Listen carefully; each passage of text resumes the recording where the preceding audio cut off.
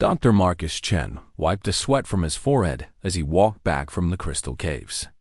The twin suns of Kepler 442c were setting, painting the sky in shades of orange and purple. He had been collecting mineral samples for his research when he heard the sound dot. It was not like anything he had heard before. A deep rumbling followed by a crash that made the ground shake under his feet.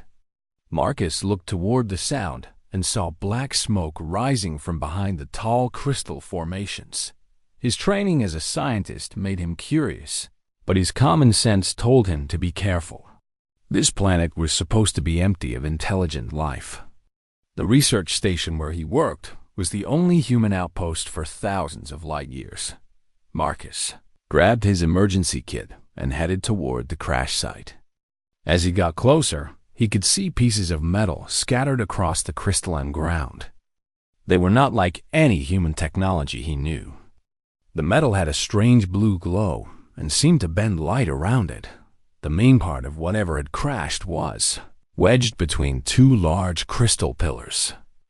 It looked like a small ship, but its design was unlike anything in human databases. The hull was smooth and curved, with no visible seams or joints. It looked like it had been grown rather than built. Marcus checked his scanner for radiation or dangerous gases. The readings were normal, so he moved closer. There was an opening in the side of the ship, probably torn open during the crash. He called out, "Hello? Is anyone in there?" His voice echoed off the crystal walls. No answer came back. Marcus climbed through the opening and found himself in what looked like a control room. Everything was too tall for humans. The ceiling was at least 3 meters high, and the controls were placed for someone much taller than him. Then he saw her. A figure lay crumpled near what might have been a pilot's seat. Marcus could tell it was female, though she was clearly not human. She was tall, maybe 2.5 meters, with long limbs and silver-tinted skin. Her hair was white like snow and fell in long waves around her face. She was bleeding. The blood was not red like human blood, but a bright blue that seemed to glow with its own light. There was a large cut on her shoulder and smaller wounds on her arms and legs. Marcus did not think twice. His medical training took over. He knelt beside her and checked for vital signs. Her pulse was there, but weak. Her breathing was shallow but steady. She was alive, but she needed help. He carefully lifted her in his arms. She was surprisingly light despite her height, as if her bones were hollow like a bird's. Her skin felt warm but had a strange texture, almost like it was covered in very fine scales. The walk back to his research station took longer than usual because he moved carefully. He did not want to hurt her more than she already was. As he walked, he noticed that her wounds seemed to be glowing brighter, as if her blood was responding to the movement. His research station was small but well equipped. It had a medical bay that he had hoped never to use. He placed the alien woman on the medical table and began to examine her wounds more closely. The cut on her shoulder was deep but clean. It looked like it had been made by something very sharp. The smaller cuts looked like they came from flying debris during the crash. Marcus cleaned the wounds with antiseptic and began to stitch them closed as he worked. He noticed that her alien anatomy was similar enough to human anatomy that his medical knowledge applied. Her muscles and bones seemed to work the same way, just arranged slightly differently. He was halfway through stitching the shoulder wound when she opened her eyes. Marcus had thought her eyes would be like human eyes, but they were not. They were completely black, like looking into deep space. No iris, no pupil, just endless darkness. For a moment, he felt like he was falling into them. She made a sound that was like wind chimes mixed with music. It was beautiful, but made no sense to him. She seemed to realize this and tried again. "Where am I?" The words came out in accented but clear Standard Galactic, the common language used for trade between different species. "You are safe," Marcus said, continuing to work on her shoulder. I found you in a crashed ship. You were hurt." She tried to sit up, but Marcus gently pushed her back down. "Do not move yet," he said. "You lost a lot of blood. I need to finish taking care of your wounds."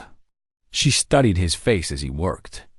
Her expression was curious, like she was seeing something she had never seen before. "You are human," she said. It was not a question. "Yes, my name is Marcus." "What is your name?" She was quiet for a long time. Marcus finished the last stitch and began to bandage the wound. "Lirelei," she said finally. "My name is Lirelei." "Well, Lirelei, you are going to be okay. The wounds are not too deep, and you should heal well." "Why?" she asked. Marcus looked confused. "Why what? Why are you helping me? You do not know what I am. You do not know if I am dangerous." Marcus thought about this as he cleaned and bandaged her other wounds.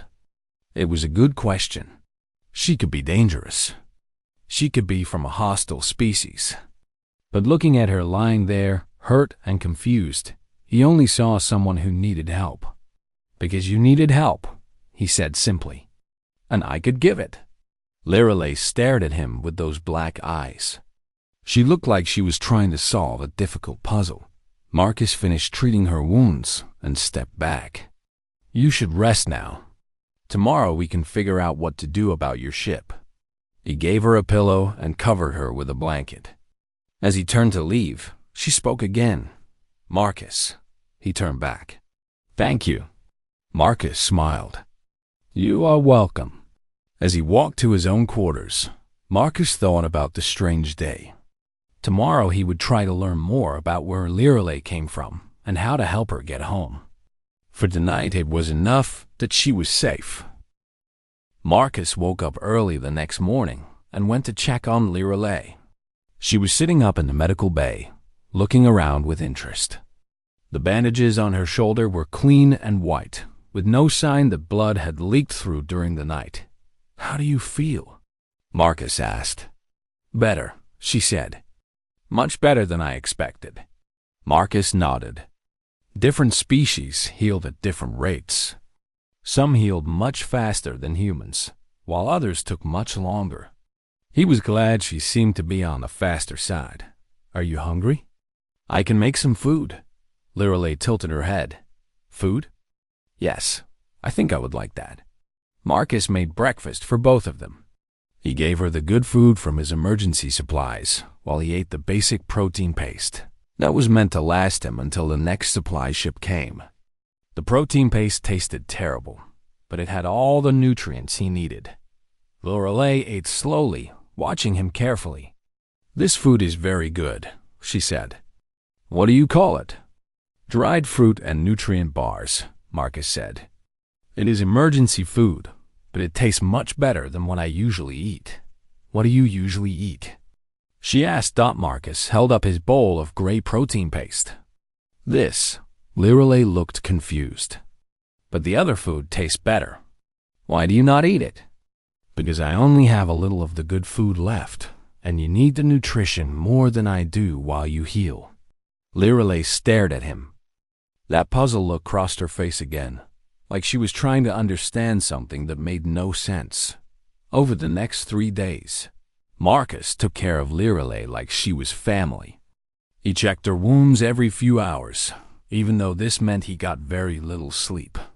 He gave her his spare clothes, which were too small for her, but better than the torn clothing she had been wearing when she had trouble sleeping because of pain. He sat with her and told her stories about Earth and human history. When she seemed bored during the day, he showed her his research and explained how he was studying the crystal formations on the planet. What Marcus did not know was that Lirelei was healing much faster than any normal being should. Her wounds were closing and her strength was returning at an impossible rate. But she pretended to be weaker than she was because she was fascinated by how Marcus treated her. On the second day, Marcus asked if he could take a small sample of her blood to analyze it. "Why do you ask?" Lirelei said. "Well, I want to make sure I am treating your wounds correctly." Different species sometimes need different medicines. But I will only do it if you say it is okay. Lirelei was surprised. You are asking permission? Of course. It is your body. You should decide what happens to it.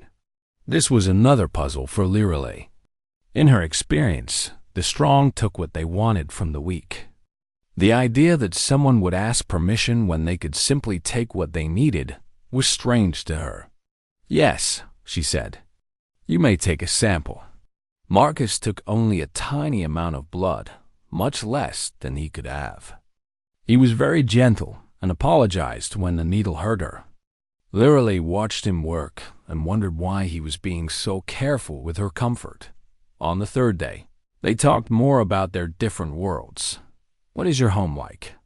Marcus asked as he changed her bandages. Lirelei was quiet for a long time. It is cold, she said finally. Very beautiful, but cold. My people do not show emotions like you do. They think emotions make you weak. What do you think? Marcus asked. Lirelei looked at him as he carefully cleaned around her wounds. His touch was gentle, and his face showed concern for her pain. I am beginning to think my people might be wrong. Marcus smiled. Emotions can be difficult sometimes, but they also make life worth living. Love, friendship, joy, hope. These things give life meaning. Do you have family on Earth? Lirelei asked. Marcus's smile became sad. I had a sister. She died in an accident 2 years ago. That is part of why I came out here to do research. I needed time away from everything that reminded me of her. I am sorry, Lirelei said softly. Thank you. She would have liked you, I think. She always said I should trust people more, help more, worry about myself less. Lirelei noticed that even when talking about his loss, Marcus continued to take care of her wounds with the same gentle attention. His sadness did not make him careless or rough. That evening, Marcus made dinner using the last of his good food. Lirelei realized what he was doing. You are giving me all your best food, she said. You need it more than I do, Marcus replied. You are still healing, but what will you eat? I have plenty of protein paste. It is not tasty, but it keeps me healthy. You would eat bad food so I can eat good food? Marcus looked confused by the question. Of course. You are my guest, and you are hurt. Taking care of you is more important than my comfort. Lirelei watched him eat his gray paste without complaining. She had never seen anyone put another person's needs before their own comfort, especially not for a stranger from a different species. On the fourth morning, Marcus came to check on her as usual. Lirelei had been thinking all night about everything she had seen. This human had found her, a complete stranger, and had immediately helped her without asking for anything in return. He had given her food, clothing, shelter, and medical care. He had asked permission before taking even a tiny blood sample. He had sacrificed his own comfort to make sure she was cared for properly. Marcus began to unwrap the bandages on her shoulder to change them. The wound was healing well, much better than he expected. As he worked, Lirelei made a decision. It was time to tell him the truth about who she really was. As Marcus carefully cleaned around the wound and began to put on fresh bandages, Lirelei looked directly into his eyes. Those black, star-deep eyes focused on his face with an intensity that made him pause in his work. Marcus, she said quietly. Yes? Do you realize, human, that I am not an ordinary person? Marcus continued bandaging her wound. I figured you were probably important, he said. The ship you were flying looked expensive, and you speak many languages well. Are you some kind of diplomat? Lirelei almost smiled.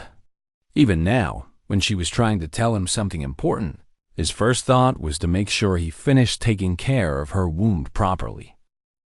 Lirelei watched Marcus finish bandaging her shoulder with the same careful attention he had shown every day. His hands were gentle but sure, and he apologized when he had to press too firmly to secure the bandage. "Not a diplomat," she said softly. "Something much more complicated." Marcus sat back and looked at her. "What do you mean?" Lirelei took a deep breath. She had never told anyone the truth about herself before. In her world, everyone already knew what she was, and fear kept them from getting too close. But Marcus was different. He had shown her kindness without knowing who she was, and that changed everything. "My full name is Lirelei the Infinite," she began. "I am one of the Ascended." Marcus looked confused. "I have never heard of the Ascended. What does that mean?" Lirelei stood up from the medical table. As she did, her form began to change slightly. Her skin started to glow with a soft silver light, and the air around her seemed to shimmer. Her wounds, which had been healing quickly, closed completely and disappeared. "We are beings who gave up our physical forms millions of years ago," she said. "We became something more than flesh and blood. We can change matter with our thoughts, exist in many places at once, and live forever." She gestured, and the metal tools on Marcus's medical table rose into the air and began to dance around each other in complex patterns. Then she gestured again, and they gently settled back where they belonged. "I am older than your entire species," she continued. "I have watched stars be born and die. I have seen civilizations rise and fall across the galaxy. My people rule over thousands of star systems." Marcus stared at her, but not with the fear or worship she expected. Instead, he looked worried. "Are you in pain?" he asked. Lirelei was confused. "What? When you changed just now, you looked like it hurt. And you said you gave up physical forms, but you have a physical form now. Does that cause you pain?" Lirelei stared at him. She had just told him she was essentially a goddess, and his first concern was whether she was comfortable. Yes, actually. Being in this form is difficult. It is like wearing clothes that do not fit properly." Marcus nodded. "Is there anything I can do to help make you more comfortable?" "You do not understand," Lirelei said. "I just told you, I have power beyond your imagination. I could destroy this entire planet with a thought. I could make you do whatever I wanted. But you will not," Marcus said simply. "How do you know?" Marcus smiled. "Because if you were that kind of person, you would not have let me take care of your wounds for 4 days. You would have healed yourself immediately and left." Lirelei felt something strange in her chest. It took her a moment to recognize it as warmth, a feeling she had not experienced in thousands of years. "You are right," she said. "I could have healed myself, but I wanted to understand something." "What did you want to understand?" Your people. The way you act." Lirelei sat back down on the medical table. "My people, the Ascended, we removed emotions from ourselves long ago. We thought they made us weak. We exist as pure logic and power." "But you seem to have emotions," Marcus observed. "Yes, and that is the problem." Lirelei's glow dimmed. "I started to change about 50 years ago. I began to feel things again. Curiosity, sadness, anger, and something I think you call compassion. That sounds like a good thing to me. Not to my people. They think I'm sick. They think emotions are a disease that must be cured." Lirelei's voice became bitter. "They sent hunters after me. Other Ascended whose job is to bring me back so they can remove these feelings from me." Marcus was quiet for a moment. "The crash. You were not just traveling. You were running." "Yes, I have been running for 3 years now. But they found me again, and in the escape, my ship was damaged. I barely made it here. The wounds I have been treating," Marcus said slowly. "They were not just from the crash, were they?" Lirelei shook her head. "The weapons my people use are designed to hurt beings like me. They cut not just through flesh, but through the energy that makes us what we are. Those wounds were killing me slowly." Marcus stood up suddenly. Are you still dying? Do the wounds still hurt? No, they are healed now. Your care helped more than you know. How? Literally looked at him with those deep black eyes. Because you cared about a stranger without expecting anything in return. Because you put my needs before your own comfort. Because you treated me with kindness even when you did not know what I was. Your actions reminded me why emotions are not weakness. They are the greatest source of strength in the universe. Marcus sat back down. I do not understand. How did taking care of you heal wounds made by energy weapons? Because the emotions you showed me, the kindness and compassion, they fed the part of me that my people are trying to destroy. Your caring made me stronger, not weaker. They sat in silence for a moment. Then Marcus asked, What will you do now? Will your people keep hunting you? Yes, they will never stop. And now that I have been here, they will track the energy signature of my ship. They will come here. Marcus felt a chill. Will they hurt you when they find you? They will take me back and remove all emotions from my mind. I will become like them again, cold, logical, empty. It would be like dying, but worse, because I would still exist. And what about me? Will they hurt me for helping you? Lirelei looked away. I do not know. Probably they will just ignore you. You are human. To them, you are not important enough to notice. But Marcus could see in her face that she was not sure. The Ascended might decide that he was a bad influence on her. They might decide he needed to be removed. I am sorry, Lirelei said quietly. I should not have stayed. I should have left as soon as I could move. Now I have put you in danger. Marcus reached out and gently took her hand. Her skin was warm and felt almost human, despite the silver glow. I am glad you stayed, he said. I am glad I could help you. And I am glad you told me the truth. Lirelei squeezed his hand. Even knowing what it might cost you? Marcus smiled. Especially knowing what it might cost me. You're my friend, Lirelei. Friends help each other, no matter what. Lirelei felt that warmth in her chest again, stronger this time. She was beginning to understand why her people feared emotions so much. They did make you weak in some ways. They made you care about others more than yourself. But they also made life worth living. Marcus, she said, there was something else you should know. What? Before she could answer, alarms began to sound from Marcus's communication equipment. Warning signals were coming from the orbital sensors he had placed around the planet. 3 massive ships had just appeared in space above them. The alarm continued to blare as Marcus ran to his communication console. The screen showed 3 enormous ships in orbit above the planet. Each ship was the size of a small city, with designs that hurt his eyes to look at directly. They seemed to shift and change shape as he watched, as if they were not entirely real. They found me, Lirelei said quietly behind him. Her silver glow had become brighter, but Marcus could see fear in her black eyes. How long do we have? Marcus asked. Not long. They will scan the planet first, then send out a team to collect me. Marcus turned away from the screen and looked at her. Will you fight them? Lirelei shook her head. I cannot. Even if I could win, which I cannot, they are my people. I will not hurt them. But they will hurt you. Not physically. But yes, they will destroy who I am. Marcus was quiet for a moment, thinking hard. Then he began to move around the research station, gathering equipment. What are you doing? Lirelei asked. Helping you, Marcus said, as he pulled cables and devices from storage containers.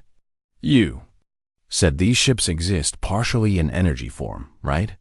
That is how they can change shape? Yes, but Marcus, you cannot fight them. They are ascended. Your technology cannot even touch them. Marcus smiled grimly. Maybe not, but this planet can. He explained as he worked. The crystal formations that covered this planet were not just pretty rocks. They had unique properties that his research had discovered. When stimulated with the right frequency of energy, they could create interference patterns that affected energy-based life forms. It will not stop them, Marcus said, as he connected his equipment to the planet's crystal network. But it might make it harder for them to fully materialize. That might give you a chance to escape. Lirelei watched him work with growing amazement. You are risking your life for me. They will be very angry when they discover what you are trying to do. Good, Marcus said firmly. Maybe while they are angry at me, you can get away. I will not leave you. Marcus stopped working and looked at her. Lirelei, you have to. If you stay, they will take you. All of this will be for nothing. If I leave, they will kill you. Maybe, maybe not. But if you stay, we both lose. At least this way, one of us has a chance. Before Lirelei could argue further, the air in the research station began to shimmer. 3 figures appeared, but they were not entirely solid. They looked like they were made of starlight and shadow, constantly shifting between different shapes. Looking at them made Marcus feel dizzy and sick. The center figure spoke with a voice like distant thunder. Lirelei the Infinite, you have led us on a long chase. Arch-ascended Vorthik, Lirelei replied. Her voice was steady, but Marcus could see her hand shaking slightly. I should have expected they would send you. You will return with us now, Vorthik said. The contamination in your mind will be removed, and you will be restored to proper function. No, Lirelei said quietly. Vorthik's form flickered with what might have been surprise. No, I will not go with you. These emotions you call contamination, they are not a disease. They are what make existence meaningful. The third figure, smaller than the others, spoke with a voice like breaking glass. The human has influenced you. This proves how dangerous these lower emotions are. Marcus stepped forward. Leave her alone. All 3 ascended turned to look at him. The weight of their attention was like standing under a crushing waterfall. Marcus felt his knees buckle, but he forced himself to stay upright. Fascinating, Vorthik said. A primitive creature dares to speak to us. Tell me, human, do you understand what you are interfering with? I understand that you want to hurt my friend, Marcus said, and I will not let that happen. Vorthik's laugh was like the sound of stars exploding. You will not let us? Human, I could erase you from existence with a thought. I could make it so you never existed at all. Then do it, Marcus said, but I will not move away from her. Vorthik studied Marcus for a long moment. You are not afraid. I am terrified, Marcus admitted. But being scared does not mean I will abandon someone who needs help. Even if it means your death? Especially then. The second ascended moved closer to Marcus. Its form was constantly shifting, sometimes looking like a tall humanoid figure, sometimes like pure energy. This is pointless, Vorthik. Destroy the human and take Lirelei. But Vorthik raised a hand to stop the other. Wait, I am curious about something. He turned back to Marcus. Human, we could give you anything you desire. Immortality, knowledge of the universe, power over matter and energy. All you must do is step aside. Marcus did not hesitate. No. Why? Because she trusted me when she told me who she was. Because she could have forced me to help her, but instead she asked nicely. Because she has been kind to me, and I care about her. Marcus paused, because it is the right thing to do. The right thing? Vorthik's form flickered with confusion. According to what authority? What law?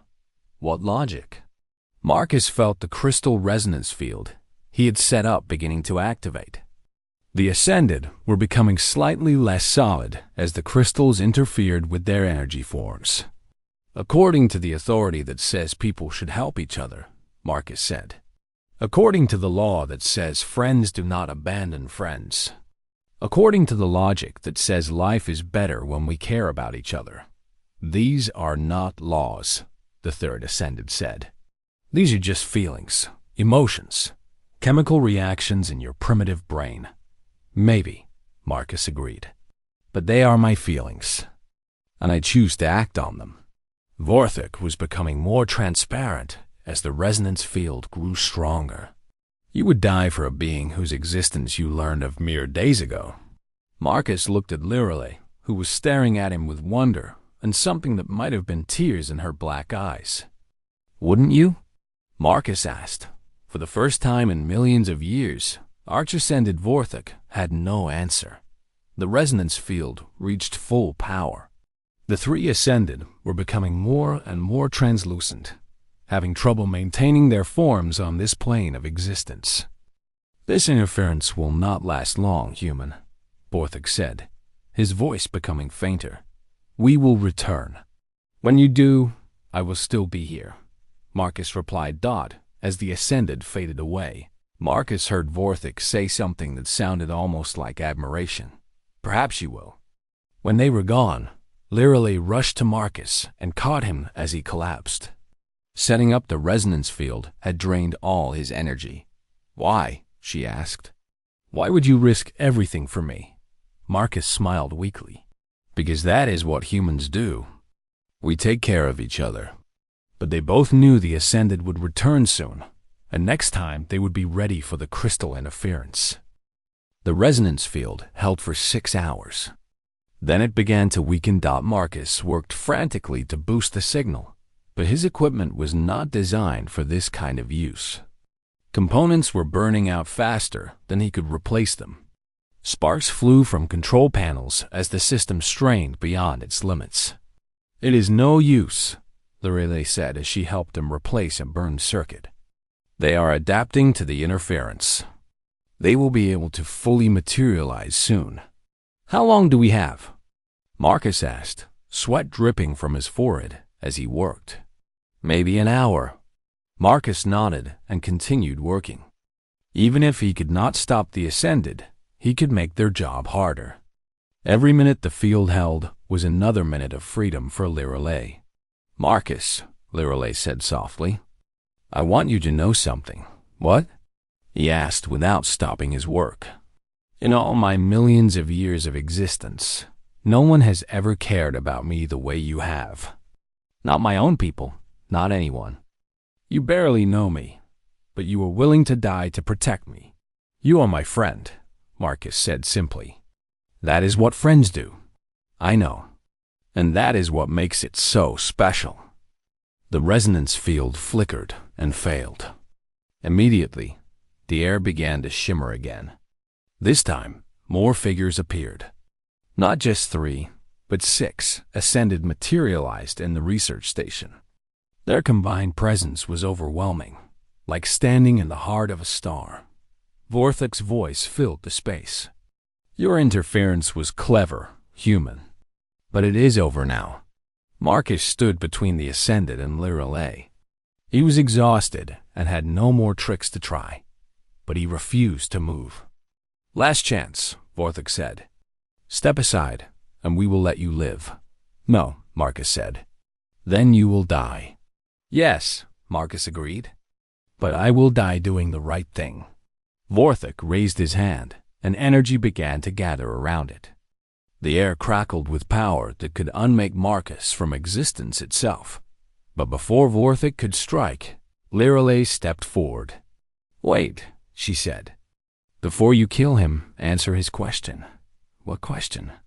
Lirale looked directly at Vorthik. He asked if you would die for someone you cared about.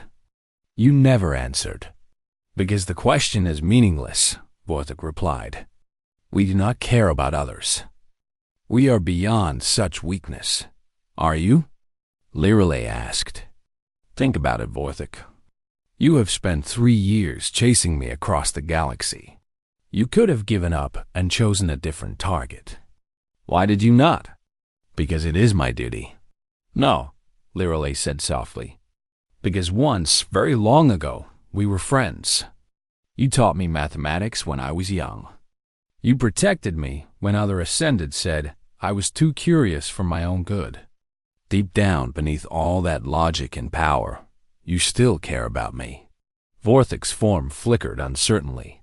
That is impossible, is it? Then why does the thought of erasing my emotions hurt you? Why have you been trying to capture me alive instead of simply destroying me? If emotions truly mean nothing to you, why not just kill me and be done with it? For a long moment, Vorthik said nothing. The energy around his hand began to fade. You are trying to confuse me, he said, but his voice sounded uncertain. I am trying to remind you what it feels like to be alive, Lirale said. Not just existing, not just thinking and calculating, but truly alive. Like Marcus is alive. Marcus, who had been listening to this exchange, suddenly understood what Lirale was doing. She was not just buying time. She was trying to awaken the emotions in Vorthik that had been buried for millions of years. Vorthik, Marcus said quietly, what was the last thing that made you happy? I do not understand the question, Vorthik replied. Before you became ascended, when you still had a physical form, what was the last thing that brought you joy? Vorthik was silent for a long time. When he spoke, his voice was different, softer. I remember a sunset. On a world that no longer exists. I was young, and I thought the colors were the most beautiful thing I had ever seen. Do you miss it? Marcus asked. Do you miss feeling that wonder? We are not supposed to miss anything. We are beyond such needs. But do you? Marcus pressed another long silence. Then, almost too quiet to hear, yes. That single word changed everything. Vorthik's admission of emotion created what Lirale later called an empathy cascade. The other Ascended, who had been standing silent and motionless, suddenly began to flicker and change. One of them made a sound that might have been a sob. Another reached out toward Vorthik with something that looked like concern. I remember music, one of them said suddenly. I remember how it made me feel like I could fly. I remember laughter, said another. I remember thinking it was the most beautiful sound in the universe. Vorthik stared at his companions as they experienced emotions for the first time in millions of years. What is happening to us? You are remembering how to be alive, Lirale said gently. Marcus showed me that emotions are not weakness. They are what make existence worth having. Marcus watched in amazement as the 6 most powerful beings in the galaxy struggled with feelings they had forgotten how to have. But then he saw something that made his heart stop. One of the Ascended, the one with the voice like breaking glass, was not changing like the others. Instead, it was growing brighter and more solid. Its form was becoming more stable, more dangerous. Enough! The figure screamed. This contamination ends now. It raised both hands, and energy poured toward Marcus and Lirale. But Marcus was already moving. He threw himself in front of Lirale just as the energy blast hit. The pain was beyond description. It felt like every atom in his body was being torn apart. But Marcus held on, using every ounce of will he had to stay standing between the attack and Lirale. No. Lirale screamed. She caught Marcus as he fell, his body smoking from the energy that had passed through it. The sight of Marcus, a small human who had risked everything to protect her, lying broken in her arms, triggered something in Lirale that she had never felt before. Her emotions, magnified by the bond she had formed with Marcus, exploded outward in a wave of pure feeling. Every Ascended in the room was hit by that wave. They felt her love for Marcus, her grief at seeing him hurt, her rage at the one who had attacked him, and her desperate hope that he would survive. But more than that, they felt Marcus's emotions too. His determination to protect her, his willingness to die for a friend, his simple, unshakable belief that caring about others was the most important thing in the universe. The Ascended, who had attacked, staggered backward, overwhelmed by the flood of emotion. For the first time in millions of years, it felt empathy, and the experience was devastating. Vorthik knelt beside Marcus, his energy form becoming more solid as he focused. "He's dying," he said simply. "Can you save him?" Lirelei asked, tears streaming down her face. Vorthik looked at her, then at Marcus, then at his companions who were all watching with expressions of newly awakened concern. "Yes," Vorthik said, "but it will require all of us working together. And it will mean accepting that emotions are not contamination. They are what we lost when we became ascended." The other ascended looked at each other. Slowly, one by one, they nodded, working together. The 6 ascended healed Marcus's injuries and restored his life. It was the first time in their existence that they had used their power not to control or destroy, but to save someone they cared about. When Marcus opened his eyes, he found himself surrounded by beings of light who were looking at him with something that might have been gratitude. "Thank you," Vorthik said quietly. "You have given us a gift we did not know we had lost." Marcus sat up slowly, helped by Lirelei. "What happens now?" Vorthik stood and looked at his companions. "Now, we return to our people and try to remember how to live instead of just exist. The hunt for Lirelei is over. She has shown us that emotions are not weakness. They are the source of all strength. And what about me?" Marcus asked. Vorthik smiled, an expression that looked strange on his energy form, but somehow right. "You, Marcus Chun, will be remembered as the human who taught gods how to feel again." The ascended faded away, leaving Marcus and Lirelei alone in the research station. Outside, the 3 massive ships departed, heading back to their own space. "So what do we do now?" Marcus asked. Lirelei looked around the research station, then at Marcus. "I would like to stay, if you will have me. Not as Lirelei the Infinite, but just as Lirelei. I want to learn more about emotions, about caring for others, about what it means to hope." Marcus smiled. "I would like that very much." Months later, Marcus was working in a small garden he had started outside the research station. Lirelei was beside him, learning how to care for the growing plants. Her silver glow had faded to something barely noticeable, and she looked almost human, except for her height and those deep black eyes.